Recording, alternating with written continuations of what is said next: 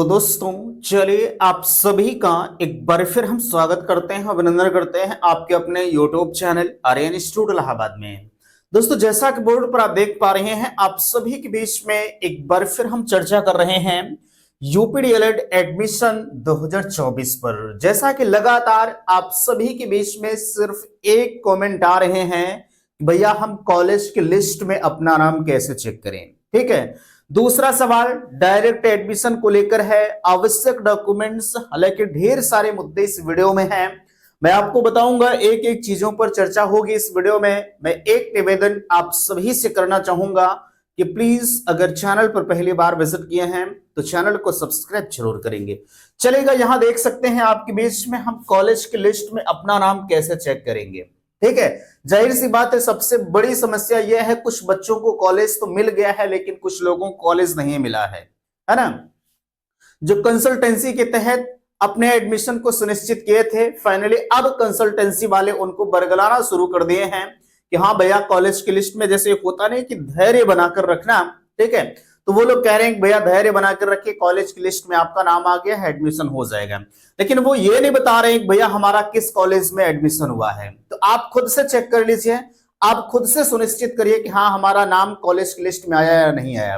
ठीक है, आप कैसे चेक करेंगे? पहला काम तो आप अपने अलॉटमेंट रिजल्ट को चेक कर लीजिए। ठीक है, जैसे मैं आपको बहका रहा हूं, एक मिनट के लिए मैं अपना ही उदाहरण अगर देता हूं, तो मेरे पास जितने लोगों के डॉक्यूमेंट्स थे, जितने लोगों को पेमेंट हुए थे, सबका नाम आ चुका है, उसमें मुझे कहने की जरूरत नहीं है। ठीक है, लेकिन खुदा न खास्ता जैसे अगर हम किसी को बहका रहे हैं, यहां आपका नाम कॉलेज की लिस्ट में आ गया है, तो भैया जाहिर सी बात है आप न हमारे बहकावे में आए न उनके बहकावे में आए, किसी के बहकावे में बताओ। आप डायरेक्टली updled.government.in की साइट पर विजिट करो, आप अलॉटमेंट रिजल्ट को चेक कर लो, फाइनली सब कुछ आपका क्लियर हो जाएगा कि हाँ हमारा नाम आया कि नहीं आया।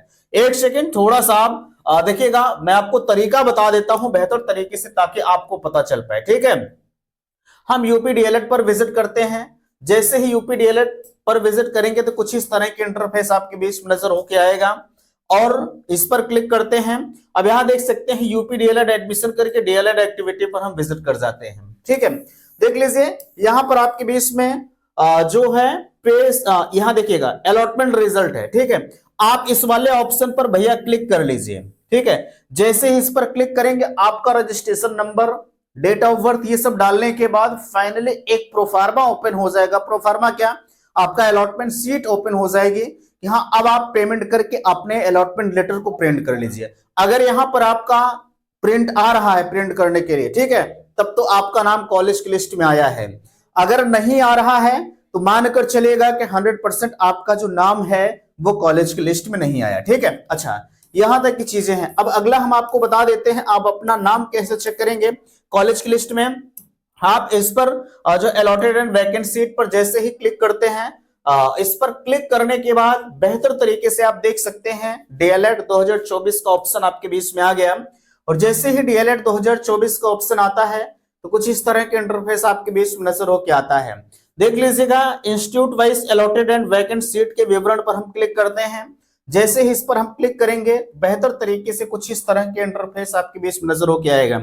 अब यहाँ पर आपको कॉलेज सेलेक्ट करने की जरूरत है। ठीक है, प्लीज सेलेक्ट योर इंस्टीट्यूट। ठीक है, अच्छा यहाँ एक सेकंड, जैसे ही हम कॉलेज को सेलेक्ट करते हैं थोड़ा सा आप वेट करिएगा।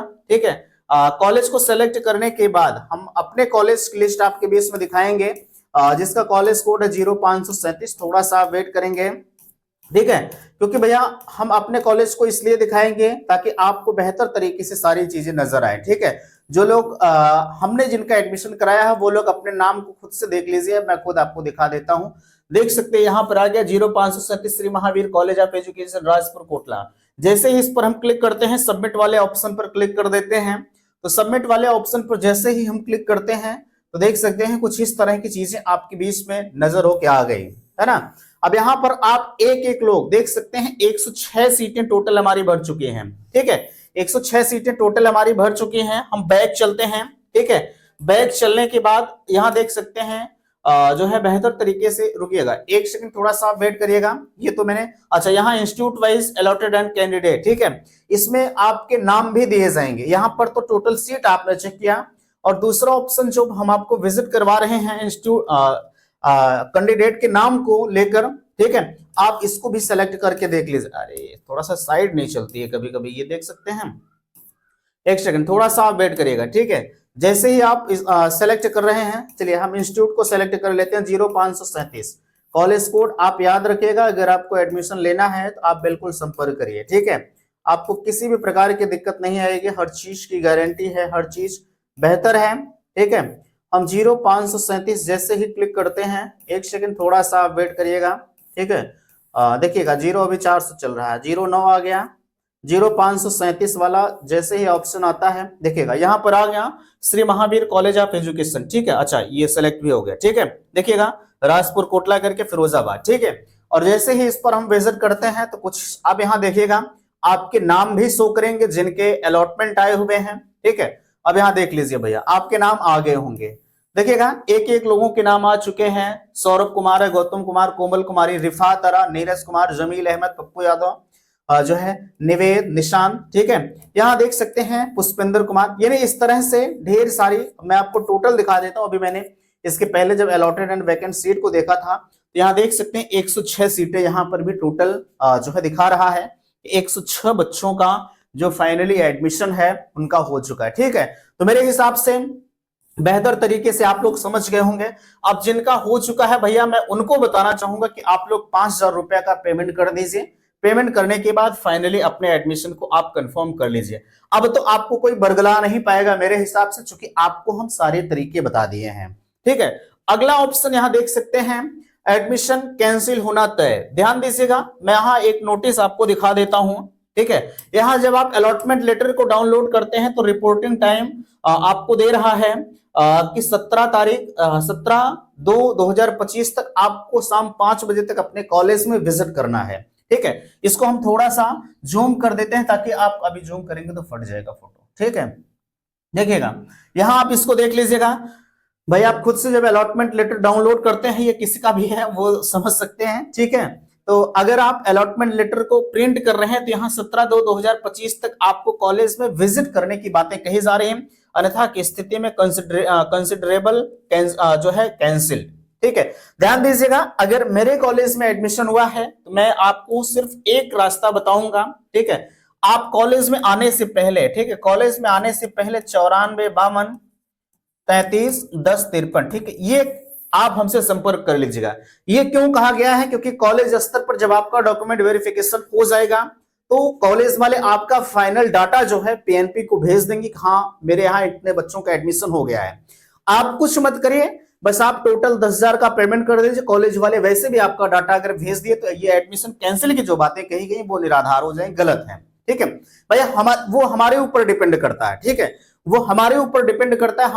आप बेशक मुझे 10,000 का पेमेंट कर दीजिए, ठीक है, लेकिन अगर हम लिस्ट से आपका नाम पीएनपी को नहीं भेजेंगे तो वैसे भी आपका एडमिशन कैंसिल हो जाएगा। लेकिन आप पेमेंट कर दिए हैं, अगर हम आपका डाटा कॉलेज से पीएनपी को भेज देते हैं कि हाँ इतने बच्चों का एडमिशन हो गया है, और फाइनली ये लॉग करने का जो समय है वो 18 तारीख है, ठीक है। 18 तारीख तक हम जितने लोगों का एडमिशन है सभी का डाटा पीएनपी को भेज देंगे। सिर्फ उनका जिनके टोटल ये 5,000 इस तरह से अलॉटमेंट लेटर, यानी टोटल अगर आप 10,000 रुपए का पेमेंट कर देते हैं तो हम आपका डाटा पीएनपी को भेज देंगे, हाँ इतने लोगों का एडमिशन मेरे विद्यालय में हो चुका है, ठीक है। अच्छा यहां तक की बातें आप समझ गए होंगे।